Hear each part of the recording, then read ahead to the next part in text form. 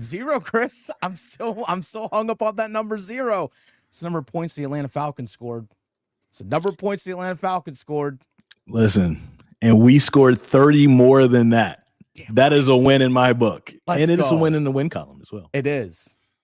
But is it just a fun moment, or can they build off this? That's the question going forward. Let's get this sucker started. Get dialed in, Panthers fans. Here comes an in-depth look at your team. Exclusive interviews. Locker room insight. Let's huddle up for Panthers Playbook. Presented by Wake Orthopedics, a Wake Med physician practice. Here are your hosts, Dennis Cox and Chris Lea. Welcome back to another episode of Panthers Playbook. That's Chris Lea. Dennis Cox here with you. By the way, make sure you do subscribe to Panthers Playbook, sponsored by Wake Orthopedics. But when you do subscribe, also leave your thought down in the comment section down below. Has your outlook on this season changed after that 30-0 win against the Atlanta Falcons? And Chris, as we talked about right from the open, that game was awesome. It was fun, especially you shut out a rival like that 30-0, where the other team, the Falcons, they looked awful, and you're the team on the plus side of it. It felt really awesome. But I hope that this game for the Carolina Panthers is a stepping stone. The last thing I want to see for this Panthers team is you go back to week 1 against Jacksonville and you're turning the ball over yourself. You're gassed for 200 yards rushing again. And then it's like, oh yeah, and we're back to where we were week 1. I want to see this team build off of this win, Chris. That's the thing that I want to see. I hope we don't look back at this point in the season and say, hey, that was a cool moment where we shut out the Falcons 30-0 while the rest of the season was dreadful. Yeah. And there's a nice stretch of games coming up to where, you have some winnable games. Some of them will be tougher than others. Like you'd have to really make sure you're playing perfect for 60 minutes to pull it out. But this is a good moment to try to build on. I kind of think that that win on Sunday is indicative of things potentially changing for the Carolina Panthers. I don't think that you can 100% put full stock into it, because a lot of it has to do with the fact that Atlanta just really came up and laid an egg, like literally laid an egg. They had their issues, but it still feels like if Atlanta still would have scored those, maybe let's say a breakaway touchdown from Bijan Robinson and 2 of those field goals, I still feel as if the Carolina Panthers still would have won. But this looks different because it's 30-0, 30-0, I should say. I'm hoping that they do build on it. There are a few blind spots though to still get better with, I think. And I don't think that, I don't think that the team and the coaching staff are going to just rest on this 30-0 win. There are things to build on and get better with that other teams are not going to allow you to do certain things that the Falcons just allowed you to do. This past week. Yeah, there are definitely things that there are areas of improvement. Like you said, blind spots. Let's not lose sight of the fact that, yes, this defense got 11 pressures in that game, but still didn't come up with a sack. Yeah. When you're going to play a quarterback that's a lot more poised than what Michael Penix showed, you might get beat a little bit more. That's what you got to get to the quarterback and actually finish some of these pressures that you're getting. I mean, I like the fact they're in the backfield, Chris, but we got to get the quarterback down a little bit more often. I was thinking that the time to get a sack was when Kirk Cousins came in and they still couldn't. I mean, Kirk Cousins is going to get rid of the ball a lot faster. Yeah. Anyway, but I felt like that was the time. And that is definitely something I'm watching as well. How much you can actually pressure a quarterback. Then if you go to the offensive side of things, we haven't seen through 3 weeks the run game actually get going. Now, some of that is a byproduct of when you're trailing in games, your play calling is going to have to adjust. But even early in contests, even early against Jacksonville, early against Arizona, the run game never really got going. Yeah. And then even against the Atlanta Falcons, the longest runs of the game by Chuba, Hubbard, and Rico Dowdle, they each had an 8-yard run. That's it. Like, they never popped for a big play. The 17 carries, 73 yards for Chuba Hubbard. It was that grinding work, which is what you needed to try and bleed the clock. But we still haven't seen the run game actually fully get going. And I understand that no Corbett, no Robert Hunt, but Also, Corbett Robert Hunt played those first couple of games, and the running game never really got going either. So that's something that I would like to see continue to improve, Chris, because offensively, they only had 3 plays go over 10 yards on Sunday. That's it. Now, granted, they didn't need it, but how long can you sustain that? That's the big concern that I have is, again, can you build off of this going forward?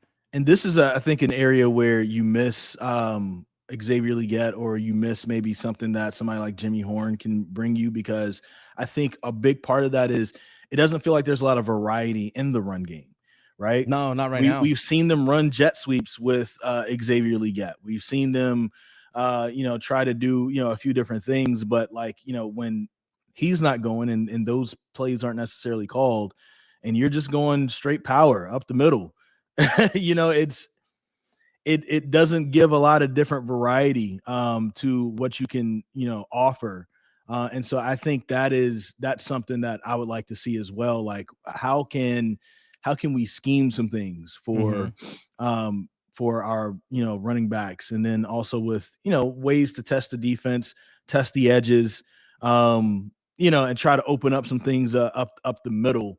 I think that's something that maybe the coaching staff can definitely look at as well. But yeah, we definitely, that needs to get going. The Panthers have the ability, they have the 2 backs to have that crazy 200-yard game, right? You're not going to run into the 2024 Carolina Panthers defense every week, right? No, you're not. But you got to find a sucker somewhere. And, you have some opportunities coming up in the next few weeks to potentially find a sucker. And it'll be good to, find that sucker. I'm talking about on defense. Oh, okay. Yeah. Yeah. Don't make this. What? I'm sitting here listening, Chris. I'm sitting here listening. Though I should, instead of sucker, I should say a bad defense. Okay. You have an opportunity to find a bad defense and potentially break some out. Yeah, and I want to see Chuba Hubbard get going more, because that is the bell cow for this team in terms of that lead running back. I want to see him get going a little bit more. Now, we did see on that opening drive where they did score a touchdown against Atlanta, we did see a lot of the play action, the bootlegs, which is what Dave Canales has said he wants to build off of the offense, or build the passing game around, is bootlegs, play action, those kinds of things, because Bryce Young on the move in those situations can be good, can be really good, because we've seen him excel in those situations. It's when he has to consistently just drop back and shotgun is when things can be a big problem for them. But you have to be consistent with your run game in order to build off that, because if your run game keeps getting stopped at 1-2 yards, now you're looking at 3rd and 8. Now it's an obvious pass situation. If you can get it to 3rd and 3, your playbook's open. That's the thing. Now I can go play action, or I can go a bootleg, or I can hand the ball off again, or like we saw on a 4th down and short play on that opening drive, hey, let's use a kind of a rub route from Tetairoa McMillan, who's lined up in the slot, runs a wheel route around a couple of other receivers, and Bryce can drop the ball in.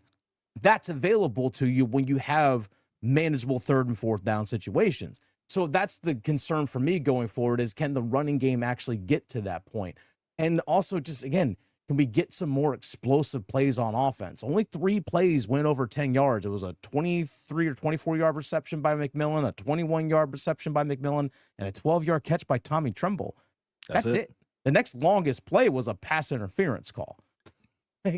That's what we're talking about here. So that's something that the offense needs to do, because, again, you got the opening drive touchdown. They didn't score again until the 4th quarter, and that was thanks to Mike Jack's pick interception.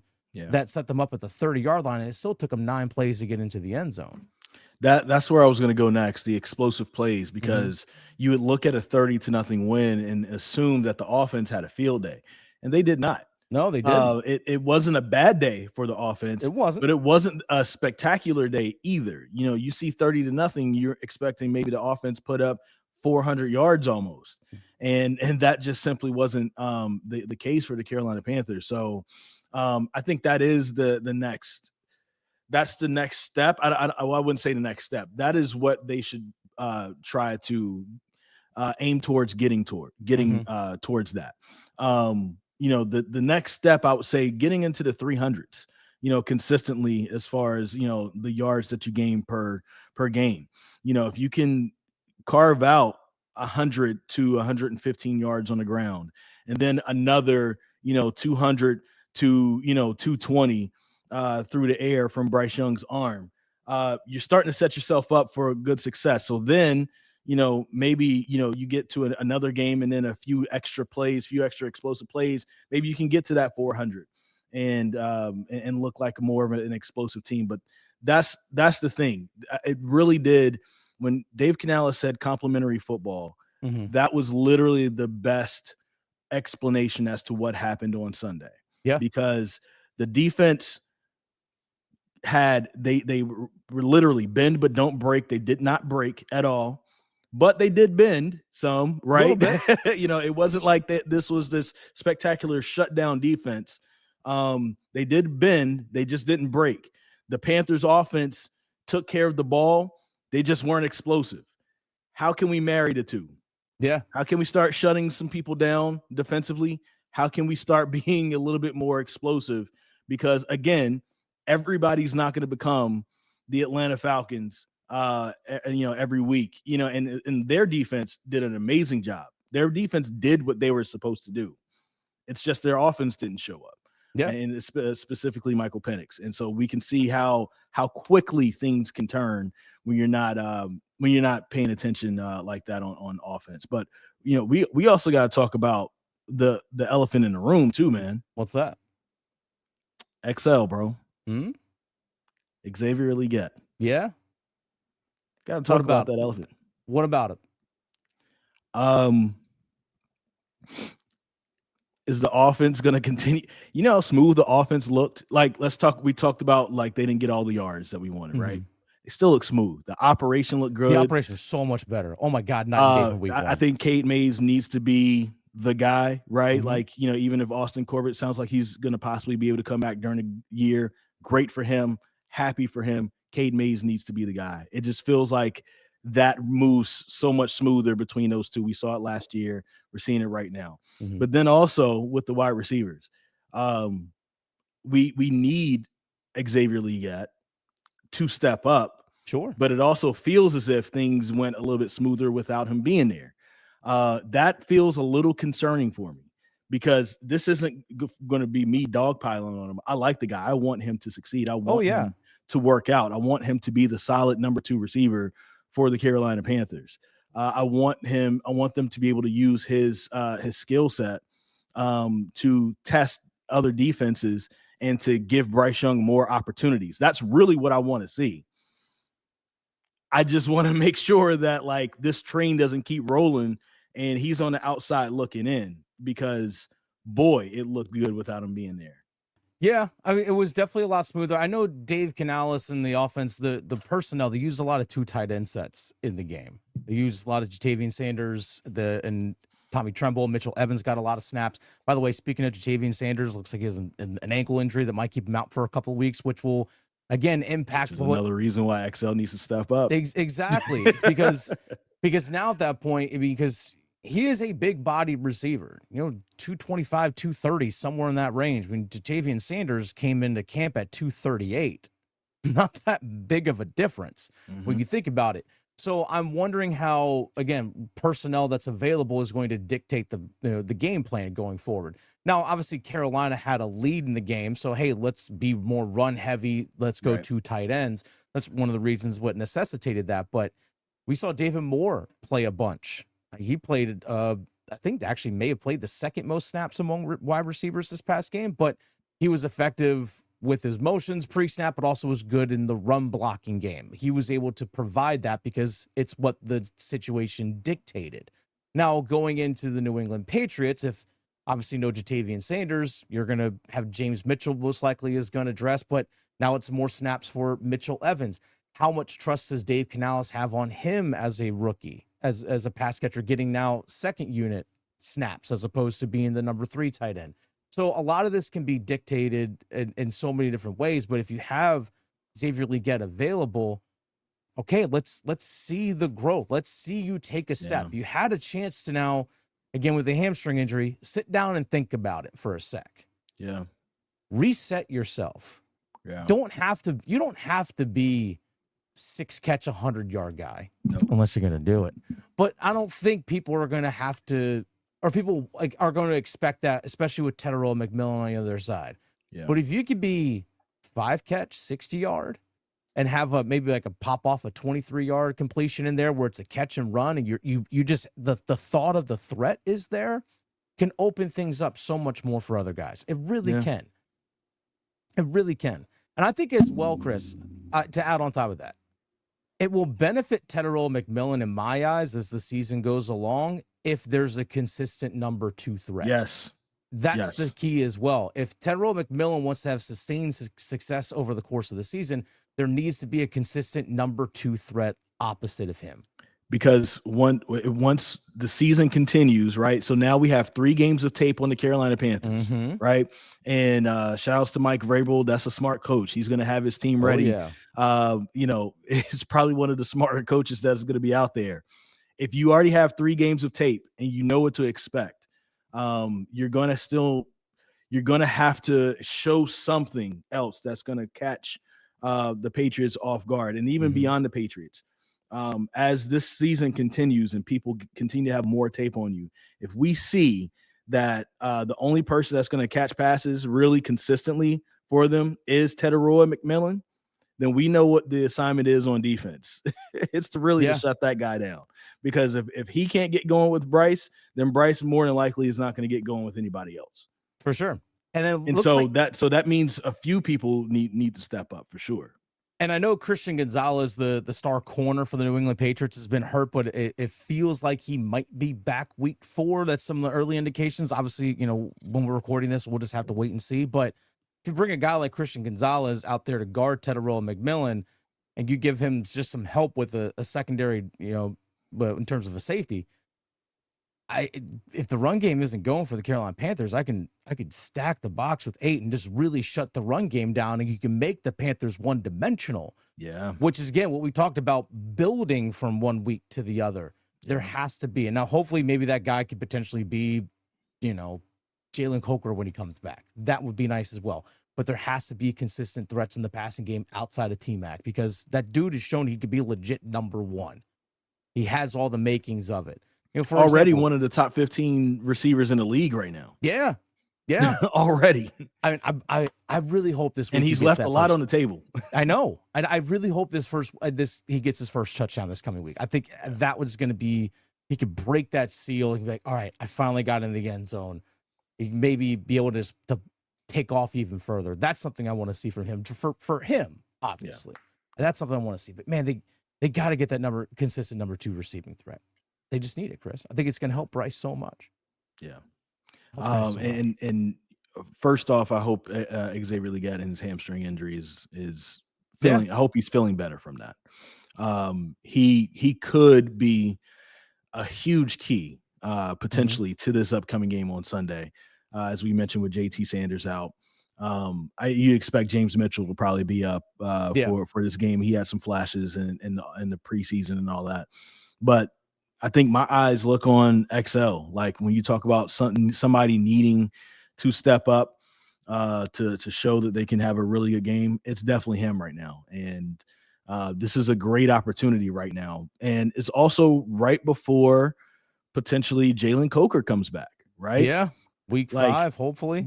Good chance to try to establish yourself, you know, and have a decent game, because if Jalen Coker comes back and starts balling, starts becoming that other sure receiver that you can put on the opposite end, you risk losing yourself in a shuffle, because so far, like, it's been pretty quiet from David Moore.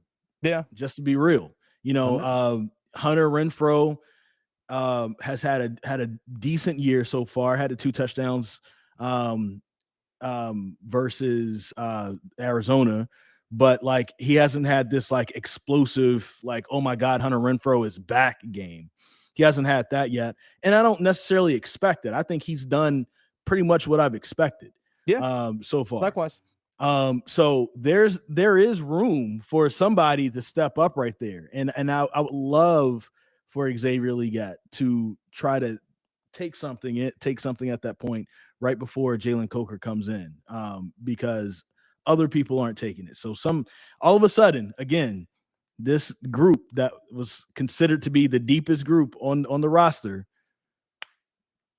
there's some questions. Well, yeah, their depth being tested. Questions. Their depth has been tested. Yes, absolutely. Their depth has been tested so far.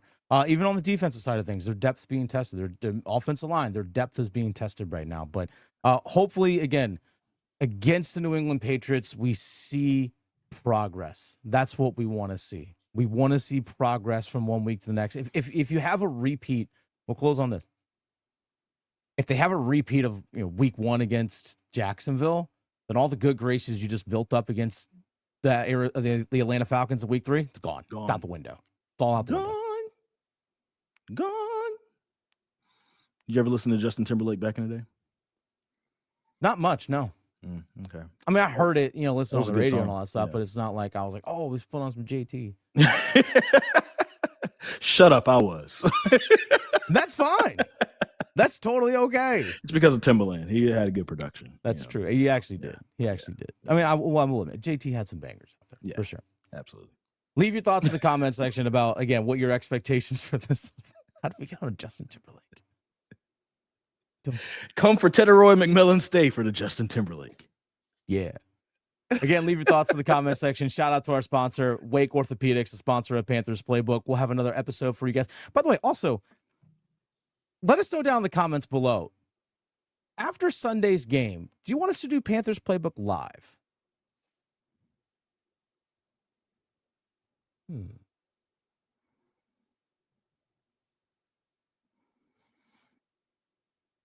I think we should try it out. Maybe we should try it out. We should try it out. See y'all on Sunday, hopefully after another Panther win.